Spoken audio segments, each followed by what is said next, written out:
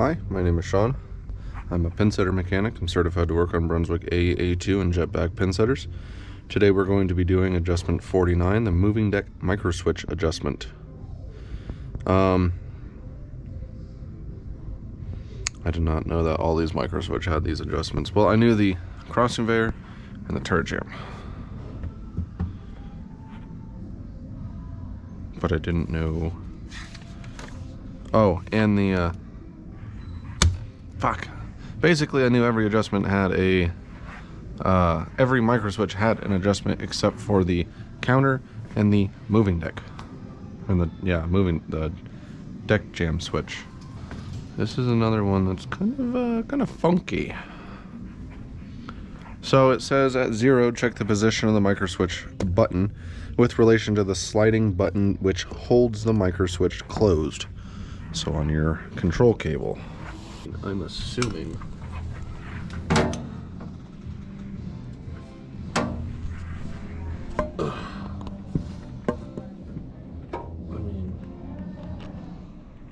It seemed fine to me. Actually, I know it's fine because this thing works to a T. If the button does not contact the center of the sliding button, reposition the microswitch until the center contact is obtained. The microswitch can be moved by adding spacers between the switch and the gearbox support, which we do already whenever we change out the control boxes. We make sure that there is the spacer that's either should be there or some sort of spacer to take its place, so that way there is a spacer between that.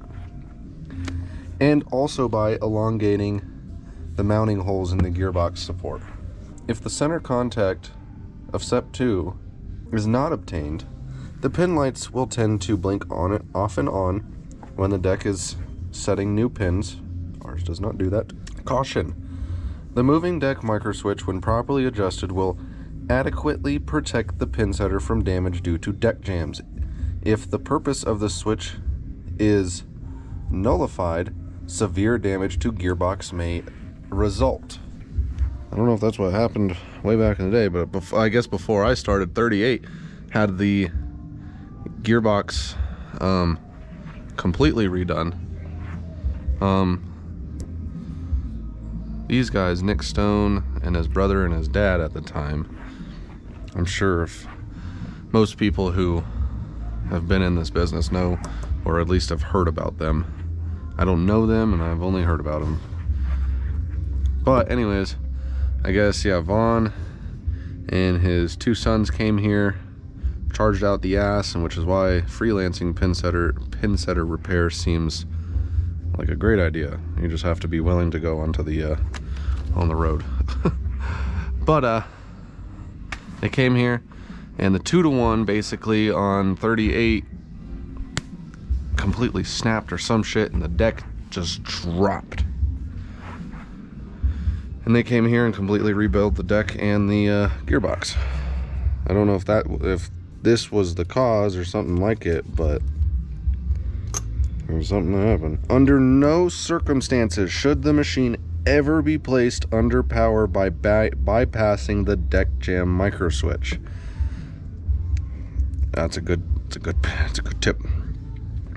Under no circumstances should the machine ever be forced to rotate forward manually if a deck jam has opened the microswitch. So, there are... You remember those turret frames I was talking about a couple videos ago that snapped, the 4 or 5 that I've had to change out? Well, that's because some guy got into the control box, pushed the contactor, and made them go forward manually. He did not back up the machine. No matter how much he told us that he did, there's no way those things would break unless you force the machine. So it happened. Other things too. I've never used the contactor to force the machine. There has been a couple times, and I always tell everybody I tell this to, never to fucking do it unless you're willing to deal with the consequences. But I had a pin stuck upside down in the deck of one of the machines, and I just could not. I kept backing it up and backing it up and backing it up, and no matter what I did, I could not get the deck to shift back to release the pin so I could get it. So I had to do the unthinkable, and I had to force the thing through a second ball cycle with using the belt, not the contactor, and it got it out. The only thing that broke was a spotting finger, thankfully.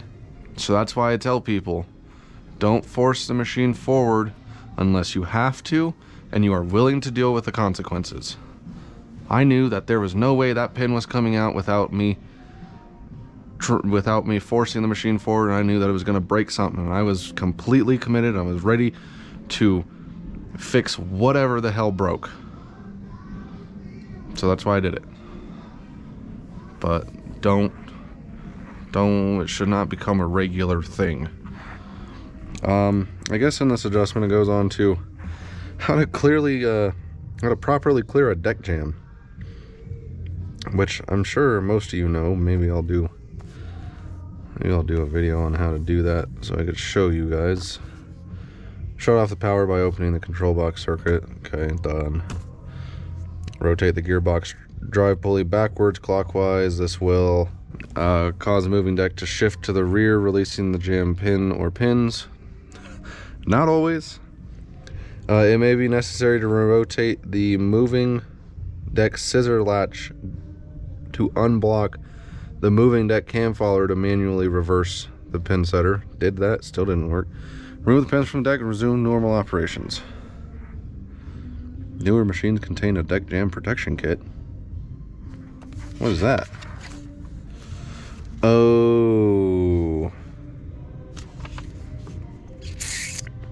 those. Yeah, I only have one of those on. I guess they used to be a thing, and my grandpa for some reason really did not like them. So there's only one machine that has one of that, and that is one. So I guess that's the one I'm gonna have to do that adjustment on. All right, so yeah, basically make sure it's centered up with that pin on the control cable tube, and I'm sure if the machine's operating normal, then it should be, and this is very unlikely to be the problem. But if you have to, the spacers, which you should already have the spacers in there anyways, and then elongating the holes if you have to, and basically just center up the microswitch. I'm not doing that because it's a pain in the ass to do. I'm gonna have to deal with that anyways when I change out the control box eventually. So, yeah.